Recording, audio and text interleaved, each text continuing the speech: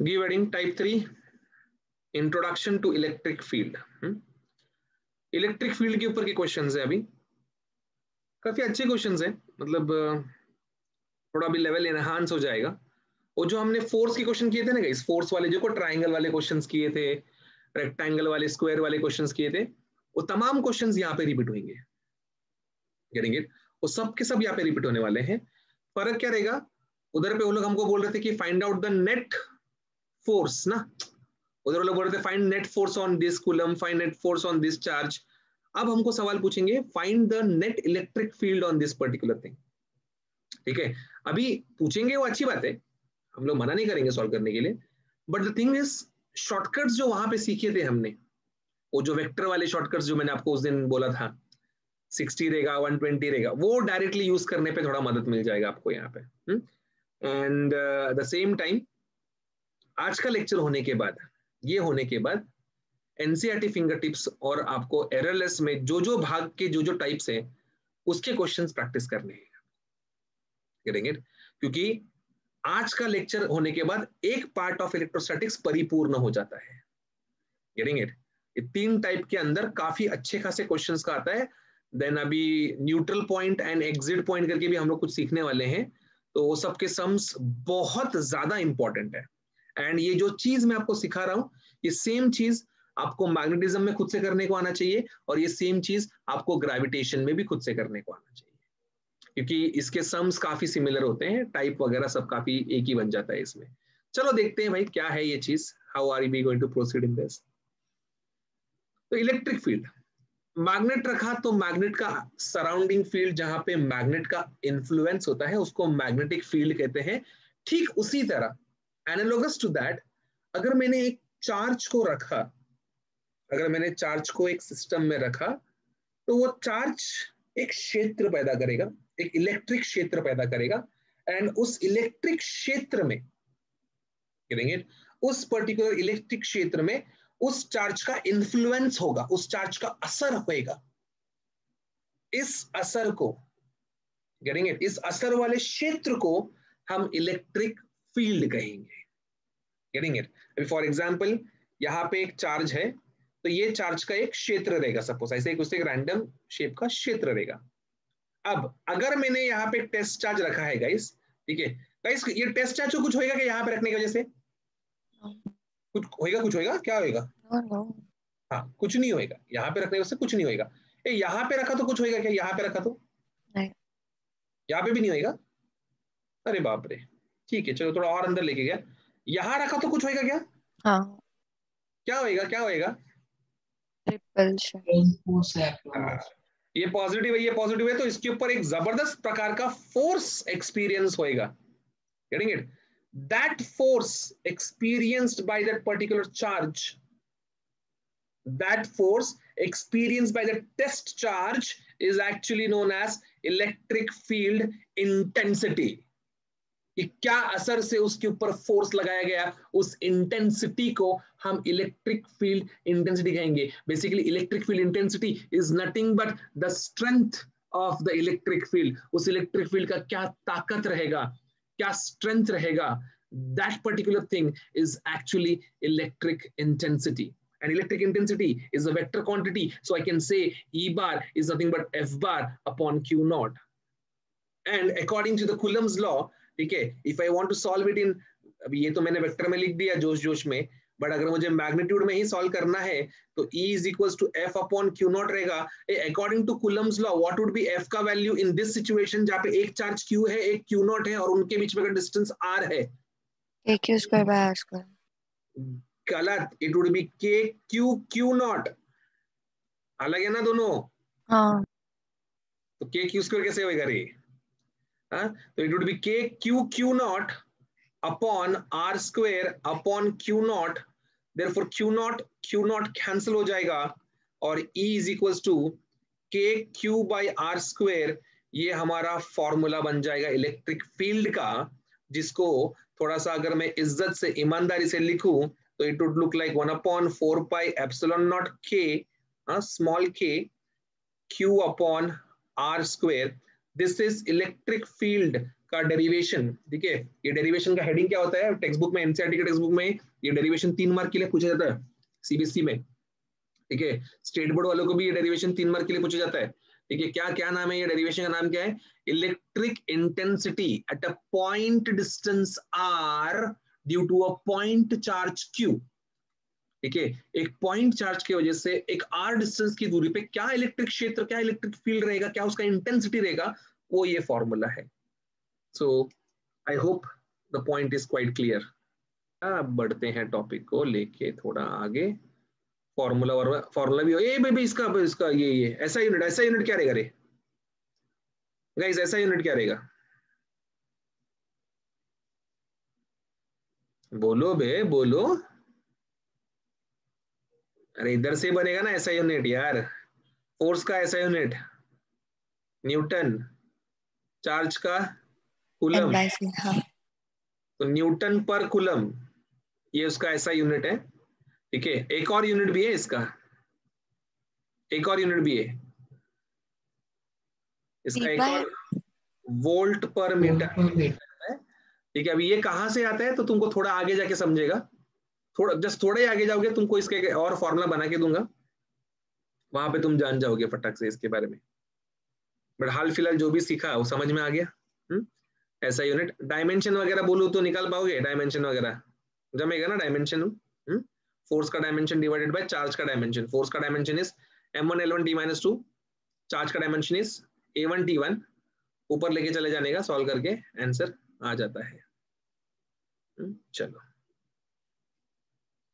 तो अभी सब जो पढ़ा अपन ने वही आ रहा है यहाँ पे। सिंगल चार्ज की वजह से ग्रुप में रहेगा, अगर ग्रुप में बहुत सारे चार्जेस रहेंगे तो it will be superposition effect. I hope superposition effect क्या है सबको याद है, हर एक का इलेक्ट्रिक फील्ड का वेक्टर एडिशन रहेगा वो। बस वही चीज वापस से गोल गोल गोल गोल घूम रहे हैं, डायमेंशन वगैरह यहाँ पे m1 l1 t-3 a-1। चलो now let us see effect of electric field on a particle charged, ठीक है। तो ये इफेक्ट है इसका, F is equal to Q E, ठीक है। तो E is equal to F upon Q, derivation. मैं रीलॉगिन करूं? हाँ हाँ कर कर। अब ये एक बहुत ही जबरदस्त कॉन्सेप्ट है बॉस, बहुत ही जबरदस्त कॉन्सेप्ट है इलेक्ट्रिक फील्ड का। चैप्टर शुरुआत में मैंने आपको लाइंस ऑफ फोर्सेस का कुछ डेफिनेशन सिखाया था गाइस। लाइंस ऑफ फोर्स का डेफिनेशन क्या था, लाइंस ऑफ फोर्स का definition, that lines of force originate from the positive and they terminate on the negative. नहीं बोल सकते तुम, नहीं बोल सकते, मैंने बताया ये चीज, you can not deny this fact. मतलब ये इधर plus plus plus plus plus plus plus plus plus है, और इधर ये minus minus minus minus minus minus है। अब जिस बच्चे को ये कॉन्सेप्ट समझा है ना भाई, उसी को यहाँ पे समझेगा कि एफ बार का डायरेक्शन इधर पे ऐसा क्यों है और इधर पे ऐसा क्यों है, ये दोनों एफ बार के डायरेक्शन उनको समझ में आएंगे। आई होप तुम समझ चुके रहेंगे। इधर पे प्लस प्लस प्लस होने के कारण, इधर पे माइनस माइनस माइनस होने के कारण ये प्लस और ये प्लस रिपेल होएगा करके, यहाँ पे पुश टाइप का फोर्स है। इधर पे plus plus plus plus plus, इधर पे माइनस माइनस माइनस होने के कारण ये प्लस और ये माइनस पॉजिटिव नेगेटिव होने के कारण क्या होएगा, यहाँ पे अट्रैक्शन होएगा, क्योंकि ऑब्वियसली इधर नेगेटिव नेगेटिव तो रिपल्शन होएगा ना। नहीं समझा, अभी भी नहीं समझा, अभी भी नहीं समझा, समझा? चलो विश्वास कर रहा हूँ भाई, विश्वास कर रहा हूँ, ठीक है। धोखा मत देना, मुझे नहीं खुद को धोखा दे बैठोगे। ये हमने डिराइव कर लिया फॉर्मूला, ठीक है। Don't say thank you guys, don't say thank you, it's absolutely fine, ठीक है। ये हमने डिराइव करके रखा हुआ है, ये इसका वेक्टर फॉर्म है, वही जैसा फोर्स का था वैसे इसका भी रहेगा ना, आर बार आर कैप रहेगा तो आर बार बाय आर आएगा, तो इधर भी E bar would be nothing but K Q upon R cube times of R bar. इसका भी एक स्क्रीनशॉट लेके रखो, वेक्टर फॉर्म है, याद रहेगा हमेशा। एंड इतना याद रखना, पॉजिटिव चार्ज का इलेक्ट्रिक फील्ड बाहर की तरफ, नेगेटिव चार्ज का इलेक्ट्रिक फील्ड अंदर की तरफ। क्यों बाहर क्यों अंदर, ये मैंने आपको एक्सप्लेन कर दिया है already, it has already been explain, it's already been done. Sir इसका पीछे, इसका पीछे क्या और एक था ना, ये वाला? हाँ हाँ। हाँ हाँ, ये इसका स्क्रीनशॉट लो ना, ये इंपॉर्टेंट है ये। डन।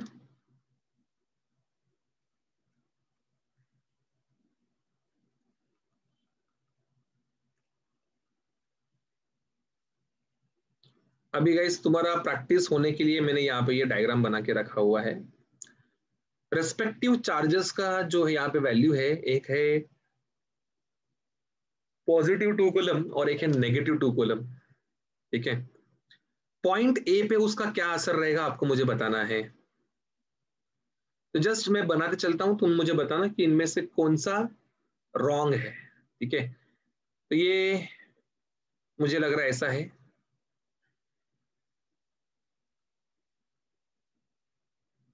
तुम देख के बताओ कि इसमें से कौन सा रॉन्ग है।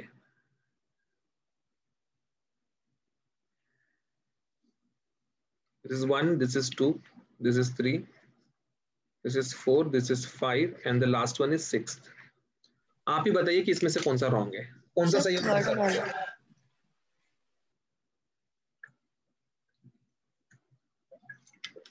थर्ड वाला एक ही रॉन्ग है।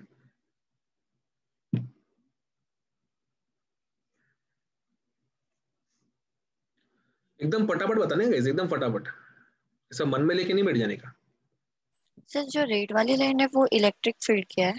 हाँ जी, इलेक्ट्रिक फील्ड की लाइन है। वो फोर्स क्या है? फोर्स और इलेक्ट्रिक फील्ड दोनों सेम डायरेक्शन में रहेगा ना इधर पे। हाँ वही। मतलब वो फोर्स ही इलेक्ट्रिक फील्ड का डायरेक्शन दिखा रहा है ना यहाँ पे। नहीं, चार्ज का भी फोर्स रहता है ना। वो चार्ज का उस पॉइंट पे क्या असर है ये आपको बताना ना। इलेक्ट्रिक फील्ड यहाँ पे बेसिकली फोर्स नहीं, यहाँ पे बेसिकली इलेक्ट्रिक फील्ड का क्या डायरेक्शन है उस पर्टिकुलर पॉइंट के ऊपर, ये आपको बताना है। तो मैंने आपको पूछा कि इसमें से कितना राइट है और कितना रॉन्ग है, तो आपने मुझे बताया कि थर्ड वाला रॉन्ग है और बाकी लोग सर मुझे बता नहीं, ही नहीं रहे। रुको एक minute. The answer to this question is the answer to this question is 1 2 3 4 5 6 में 6 के 6 राइट है। Getting it? इसमें से कुछ भी रॉन्ग नहीं है भाई साहब, एक भी रॉन्ग नहीं है। देखना उधर ढंग से देखना जरा। पहला वाला पॉजिटिव चार्ज है पॉइंट ए पे। क्या बोला मैंने तुमको? पॉजिटिव चार्ज मतलब लाइंस ऑफ फोर्सेस बाहर की तरफ जाएगा ना, उससे बाहर। Lines of forces would be going like sun, sun की तरह वो बाहर की तरफ फेंकेगा सब कुछ, सब कुछ बाहर फेंकेगा। तो बाहर फेंकेगा मतलब क्या होगा, पॉइंट ए से बाहर की तरफ एक्ट करेगा। सेम इधर पे भी बाहर की तरफ एक्ट करेगा। लेकिन मेरा रूल क्या था, रूल क्या था? It would be acting axial to the line joining the two centres. तो ये लाइन क्या है, साथ में ही एक्सियली आगे की तरफ जाएगा। इधर पे भी, अब इधर पे क्या नेगेटिव है ना, नेगेटिव मतलब ब्लैक होल। ब्लैक होल क्या करता है, सब कुछ खींच लेता है। नेगेटिव मतलब ब्लैक होल, पॉजिटिव मतलब सन। समझ रहे? तो ब्लैक होल क्या करता है, खींचता है। तो पॉइंट ए को खींचेगा। अभी खींचेगा मतलब किस प्रकार का फोर्स आना चाहिए उसके ऊपर, एस एस एस प्रकार का फोर्स आना चाहिए। Getting it? फिर उसके बाद 2C और ए को देखा, तो उन दोनों का लाइन ज्वाइनिंग ऐसा है भाई साहब, लाइन ज्वाइनिंग ऐसा है। साक्षी पवार कैसे आएगा, बाहर के अंदर फोर्स, बाहर की तरफ के अंदर की तरफ? बाहर। बाहर की तरफ। क्या बात है, वाह वाह वाह, वेरी गुड, बहुत बढ़िया। बाहर की तरफ रहेगा। ठीक है, और इधर पे पारस, पारस छाबरिया हाँ, कहाँ रहेगा बेटा? बाहर की तरफ। बाहर की तरफ। ठीक है, ये पारस तेरा सरनेम तो नहीं है तेरे, तो छाबरे कब बन गया? नहीं पता है। चल अभी सिक्स सिक्स वाला बता, सिक्स वाले कहाँ पे रहेगा?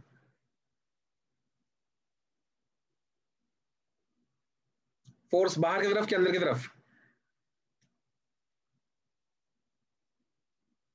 बोल बे बोल। नहीं बोलू, अंदर की तरफ। तू भी बोल ना, अभी इतना आ गया बोलने तो धड़ाधड़ बोल दे अंदर की तरफ। अंदर की तरफ।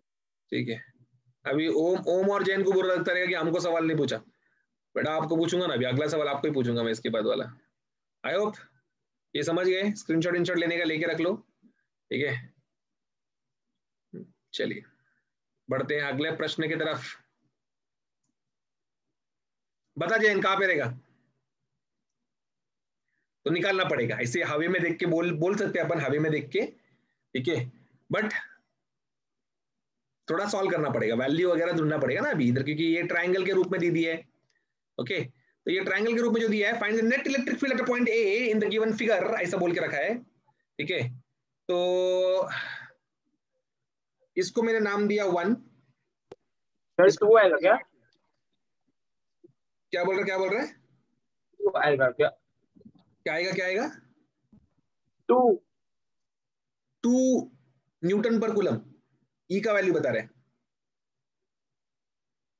क्योंकि find the net electric field बोला है क्वेश्चन में। तो यहाँ पे गाइस, ये 2 कूलम की वजह से ए पे क्या असर रहेगा? ऐसे असर रहेगा ना। ये मेरा एफ लिख दिया गलती से मैंने, क्या आएगा उधर? ई आएगा। चार्ज 2 की वजह से कैसा रहेगा असर? ऐसे रहेगा, इस तरीके से। अब ये 60 डिग्री है इक्विलैटरल ट्रायंगल का, तो ये भी 60 रहेगा, इसके बीच में भी 60 डिग्री रहेगा, ठीक है। दोनों के दोनों सेम रहने वाले हैं, तो जो मेरा रिजल्टेंट वेक्टर बनेगा वो भी ऐसे ही बनेगा। सर हाँ सर 2√3 ऑफ के आएगा। ठीक है, जो भी आएगा देखते हैं अभी, बट ई का डायरेक्शन तो ऐसे आने वाला है, ये निश्चित हो चुका है यहाँ पे, गेटिंग इट। तो ये हमारा डायग्राम बन चुका है। अभी दोनों सेम है, ठीक है। शॉर्टकट क्या सिखाया था मैंने आपको? 2 सेम रहेंगे, तो जो रिजल्टेंट आता है 60 डिग्री पे, क्या आता है वो, क्या फॉर्मूला क्या है? 2 सेम रहेंगे तो क्या, व्हाट इज द टाइम्स, कितना टाइम्स रहता है वो?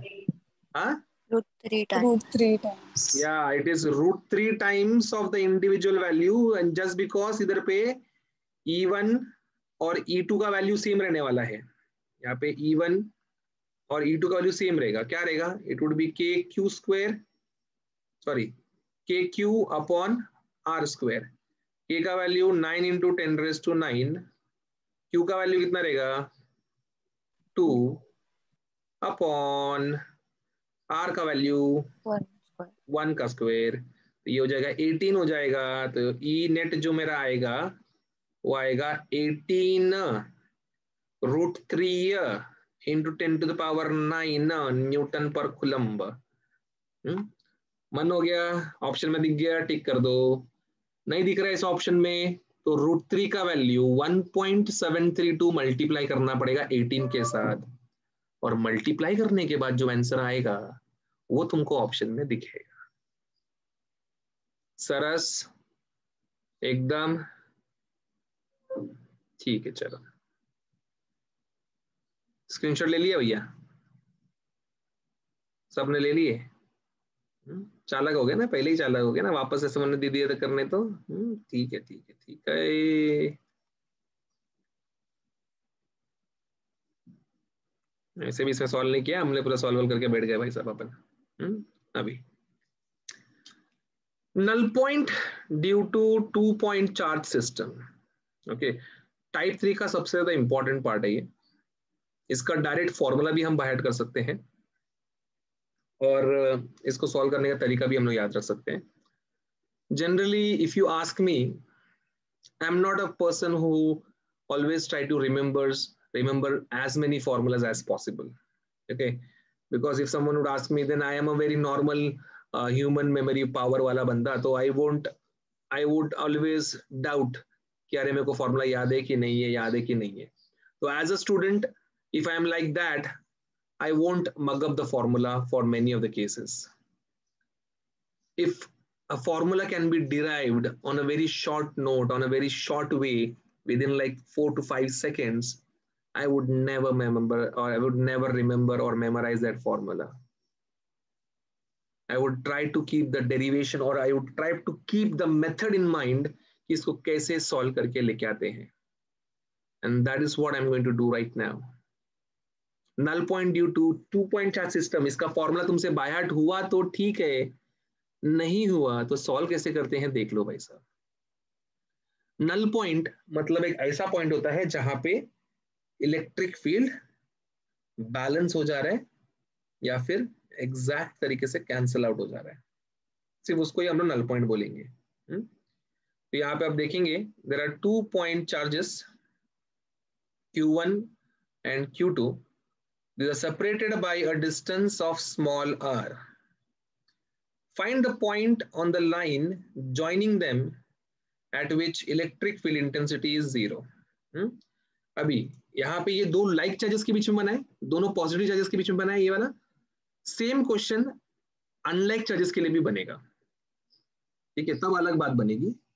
ठीक है, अब बात अलग बनेगी. तो पहले एक एक करके सॉल्व करते हैं. तो यहाँ पे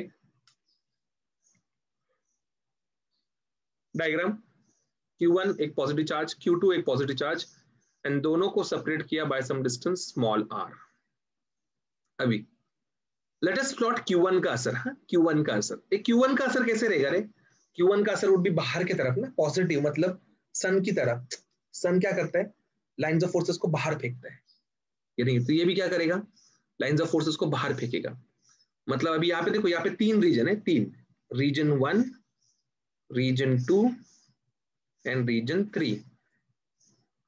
तो Q1 का असर क्या रहेगा? इधर पे बाहर रहेगा. एक मिनट, Q1 लाल कलर का है ना, लाल कलर से दिखाता हूं. Q1 का असर इधर पे बाहर रहेगा, इधर पे भी बाहर रहेगा, बाहर ही रहेगा ना, इधर से फिर ऐसा बाहर ही जाते रहेगा ना उसका असर. Getting it? ऐसे बाहर की तरफ भी असर रहने वाला ना इसका भाई साहब का. तो एक क्षेत्र में एक ही एरो दिखाएंगे हम लोग. देन सिमिलरली Q2 का कैसा रहेगा? Q2 नीला है, Q2 का भी कैसा रहेगा असर? बाहर बाहर बाहर. अब ऐसा कौन सा रीजन है जहां पे दो वेक्टर्स एक दूसरे के खिलाफ झगड़ते हुए नजर आ रहे हैं आपको?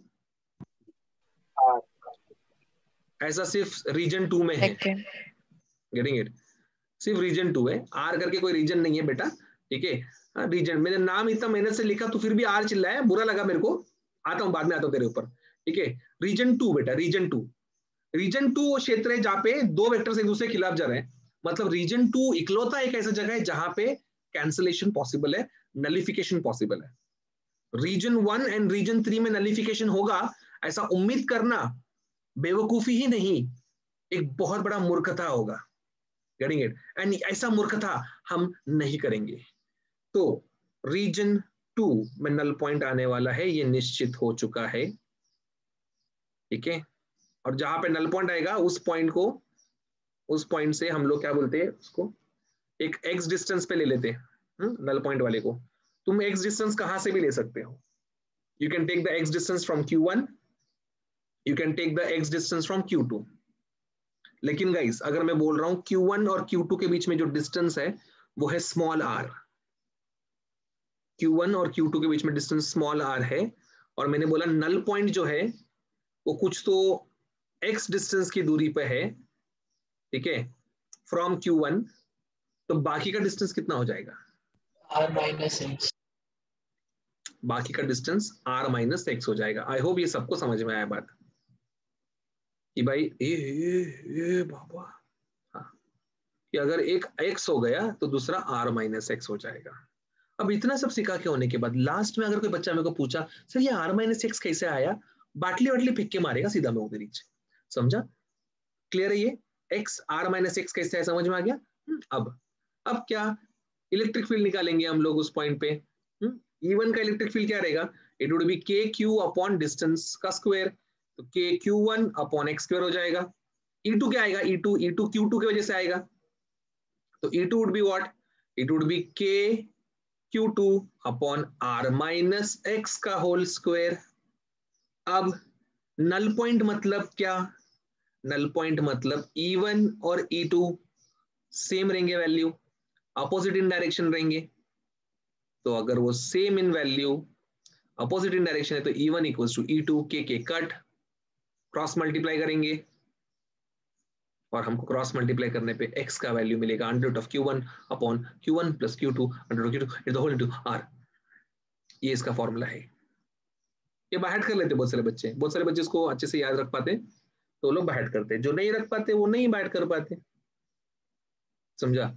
और अगर मैंने बोला रहता, अगर मैंने r माइनस एक्स को y बोलता गाइस, y, चल भी देखो अभी मेरा r माइनस एक्स को y बोलता था, y, तो y का फॉर्मूला होता था under root of Q2 upon root Q1 plus root Q2 the whole into small r।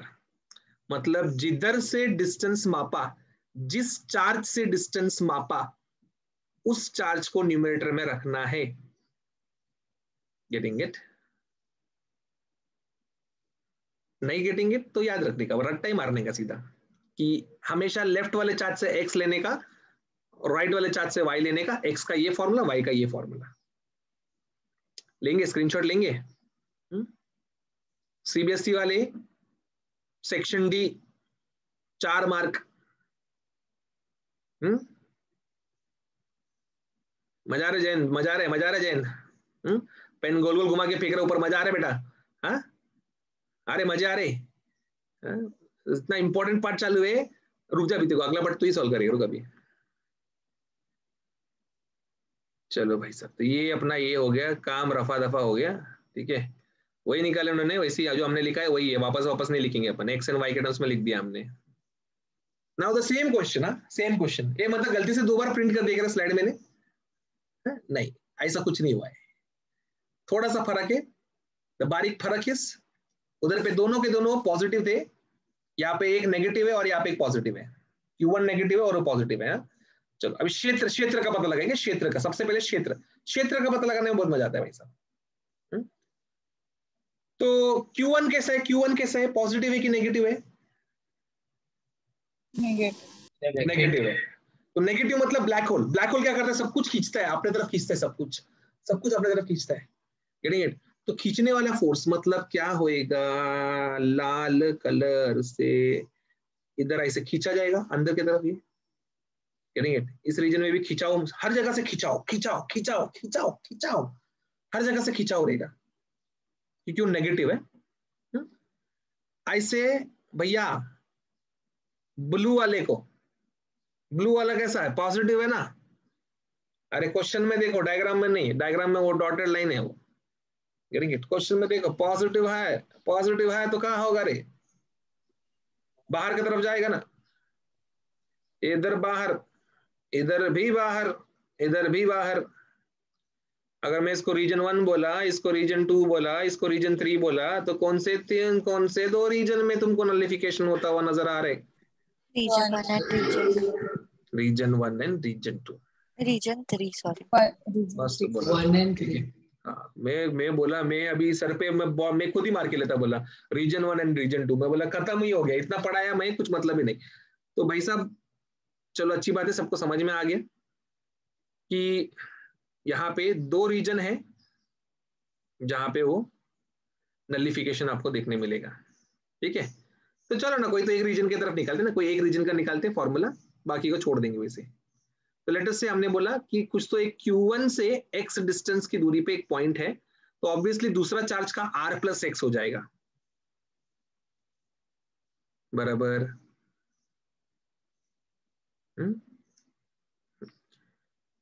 Again the same formula, E1 निकालूंगा, E2 निकालूंगा, इक्वेट करूंगा और फॉर्मूला बनाऊंगा। E1 क्या रहेगा यहाँ पे? E1 would be k Q1 upon x का square, E2 would be k Q2 upon r plus X का स्क्वायर। कूलम्स लॉ के फॉर्मूला से ही इलेक्ट्रिक फील्ड का फॉर्मूला बना है, तो उधर पे अगर मैंने चार्ज का सिर्फ मैग्नीट्यूड लिया था, तो यहाँ पे भी चार्ज का सिर्फ मैग्नीट्यूड ही आएगा। Q1 का वैल्यू माइनस Q, ऐसा मैं सब्स्टिट्यूट नहीं करूंगा, समझे? तो E1 इक्वल टू इक्वेट कर दूंगा, तो ये हो जाएगा k Q1 upon X square equal to k Q2 upon r plus X का होल स्क्वायर। क्रॉस मल्टीप्लाई करेंगे, सॉल्व करेंगे, और सॉल्व करने के बाद जो आंसर मिलेगा कुछ ऐसे नजर आएगा। Getting it? क्या नजर आएगा? x is equals to under root of Q1 upon under root of Q2 minus Q1 under root of Q2 minus Q1 under root of Q2 minus Q1। Remember this thing कि जिस charge से मैंने लिया उस charge का बाजू में आया ऊपर न्यूमरेटर में, लेकिन नीचे उल्टा आया सब्सट्रैक्शन में। ये याद रखेंगे पक्का, समझे ना? तो जिधर से लेंगे उधर से, जैसे कि वो जो चीज था, अगर मैंने बोला कि यहाँ से जो डिस्टेंस है y है, y किधर क्या सब बना डिराइव किया हुआ। अगर मैंने बोला कि भाई y डिस्टेंस की दूरी पे ये पॉइंट है, पॉइंट P नलिफिकेशन वाला, तो y का क्या फॉर्मूला बनेगा, it would be under root of Q2 जिधर से मापा upon Q2 minus under root of Q1 into into क्या, R into the distance between them r। ये समझ में आया क्या यार, पक्का स्क्रीनशॉट। अब ये फॉर्मूला तुमको अगर बाय हार्ट करने का है तो तुम बाय हार्ट करो, डिराइव करने का है तो डिराइव करो। सर, हाँ, सर y में वो r+x आएगा ना? नहीं नहीं नहीं नहीं, नहीं आर ही आएगा, क्योंकि वो दो चार्ज के बीच में का डिस्टेंस है, वो दोनों केसेस में आर ही रहने वाला है।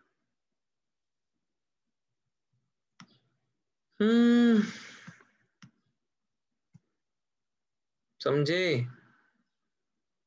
तुमको एररलेस में ना सिस्टमैटिकली फॉर्मूला मिल जाएंगे, ठीक है, डेरिवेशन नहीं मिलेगा उनका, ठीक है।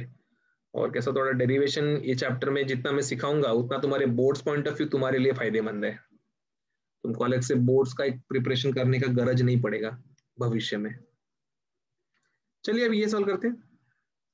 To equal point charges Q are separated by some distance so r, find the electric field at a point on the perpendicular bisector, so the line joining both the charges as shown in the figure। तो perpendicular bisector मतलब क्या रे, 2r क्या होएगा, r और r भाग में divide हो जाएगा ना वो, गेटिंग इट।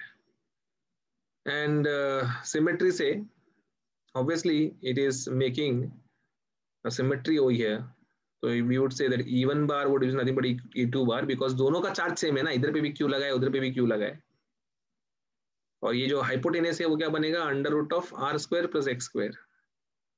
तो electric field due to point charge Q would be nothing but KQ upon इसका स्क्वायर होएगा, root r square plus x square का स्क्वायर रूट हट जाएगा, स्क्वायर में रूट हट के ये बच जाएगा, खाली r square plus x square बच जाएगा।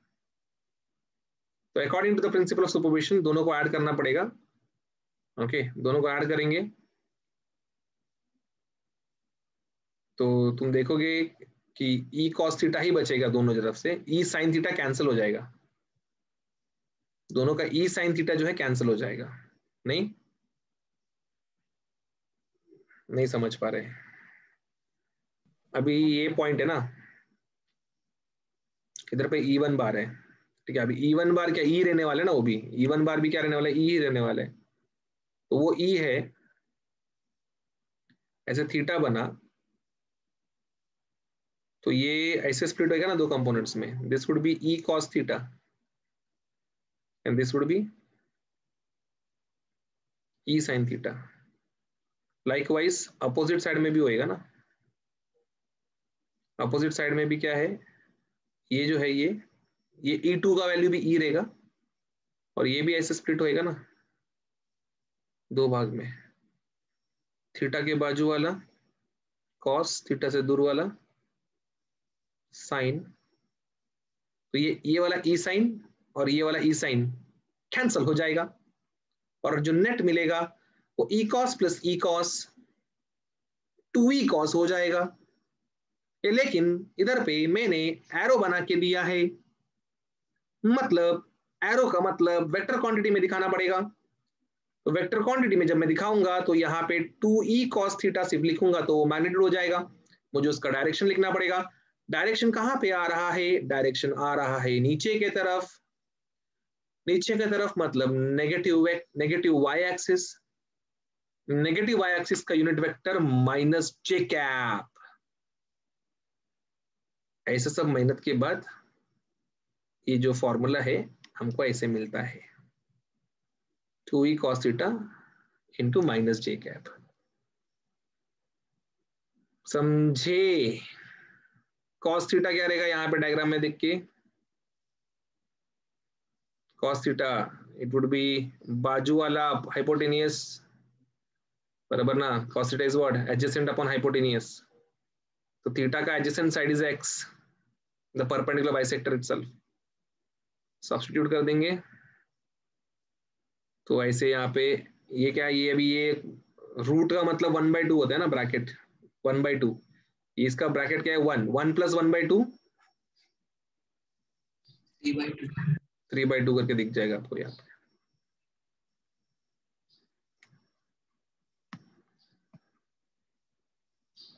अब तुम सोचते रहे क्या सर कब से तुम ही सम कर रहे हैं, हम लोग कुछ कर ही नहीं रहे, हमको फील ही नहीं आ रहे।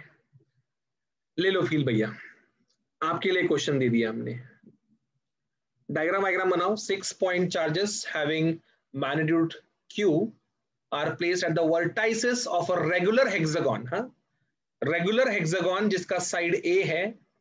Find the electric field at the center of the regular hexagon. You have 2 minutes to solve this question. 2 minutes 30 seconds.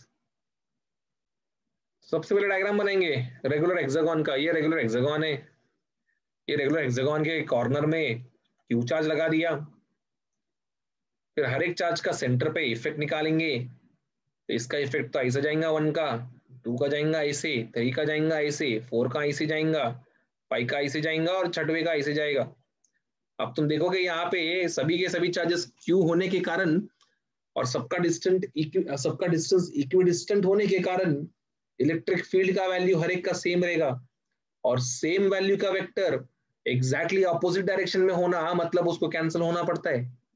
तो यहाँ पे ये दो डायरेक्शन को देखेंगे आप, ठीक है। 1 and 4 would cancel each other, 2 and 5 would cancel each other, 6 and 3 would cancel each other, and ultimately बचेगा क्या, तो बचेगा कुछ भी नहीं। तो आंसर आएगा शुद्ध टक्के पे 0। अब ये तो ठहरा बहुत ही सिंपल क्वेश्चन। अब इसी क्वेश्चन में एक छोटा सा इन्वर्जन, एक छोटा सा ट्विस्ट पैदा करना चाहूंगा और पैदा करके ये रहा प्रश्न आपके सामने प्रस्तुत कर दिया। आप देखेंगे तमाम चार्जेस में एक चार्ज नेगेटिव चार्ज है और आपको net field at the centre निकालना है। तो जरा डायग्राम बनाइए और पता लगाइए कितना आएगा। इस बार आपको सिर्फ और सिर्फ 1 मिनट मिलने वाला है, 1 मिनट। चलिए, कैंसिल तो यहां पे भी होने वाला है 1 और 4 को छोड़ के, गेटिंग इट, क्योंकि 1 और 4 को छोड़ के बाकी सब तो भाई exactly same and opposite in nature है। तो 1 का ऐसे गया, 2 का भी बाहर जाएगा, 3 का भी बाहर जाएगा, 4 का अंदर की तरफ आएगा क्योंकि 4 नेगेटिव है, 5 का बाहर जाएगा, 6 का भी बाहर जाएगा। तो यहाँ पे कैंसिलेशन में धड़ाधड़ कैंसिल होने वाले जो है वो है तुम्हारे 2 and 5, फिर 3 and 6 कैंसिल हो जाएंगे, बट कैंसिल जो नहीं होगा वो रहेगा 1 and 4 जो कैंसिल नहीं होगा। तो E का वैल्यू क्या रहेगा, KQ/A² रहेगा दोनों में। तो it would be what, KQ/A² 2 bar add होगा और 2KQ/A² हो जाएगा। समझा क्या रे? पक्का? ठीक है, शॉर्टकट के रूप में ये सब जानकारी है कि electric field at the centre of regular hexagon और एनी रेगुलर हेक्टागन, ऑक्टागन, जो भी गॉन है, गेटिंग इट, रेगुलर है और मैग्नीट्यूड ऑफ चार्जेस सब जगह पे सेम है, तो सेंटर पे उसका हमेशा 0 रहेगा। आप देखो ना, यहाँ पे एक पेंटागन दिया है, टेट्राहेड्रन दिया है, ठीक है, क्यूब दिया है, ऐसा कुछ जो भी दिया है यहाँ पे, ट्रायंगल, रेक्टेंगल, सब में, गेटिंग इट, खच कुछ कैंसिल होके वो अल्टीमेटली क्या बन जाता है, 0 बन जाता है, ठीक है। एंड अगर if one of the charge is missing on any of the vertex, तो जो अभी हमने यहाँ पे सीखा था पिछले इसमें, वही चीज हम लोग यहाँ पे उसको ऑटोमेटिकली इंप्लीमेंट करेंगे। We would be doing superposition का कॉन्सेप्ट, ठीक है। सुपरपोजिशन से हम लोग ढूंढेंगे और ऐसा आंसर निकालेंगे। अगर हर एक में एक 1 मिसिंग है तो फिक्स आंसर रहेगा KQ/A², गेटिंग इट। बट अगर एक एडिशनल चार्ज रख दिया, मिसिंग के जगह पे अगर एक एडिशनल चार्ज रख दिया, तो जो इसके पहले वाला सम किया था वैसे करेंगे, और अगर एक चार्ज निकल जाता है तो उसका एक फिक्स वैल्यू है KQ/A²। तो आई होप ये पार्ट भी तुमको समझ में आ गया।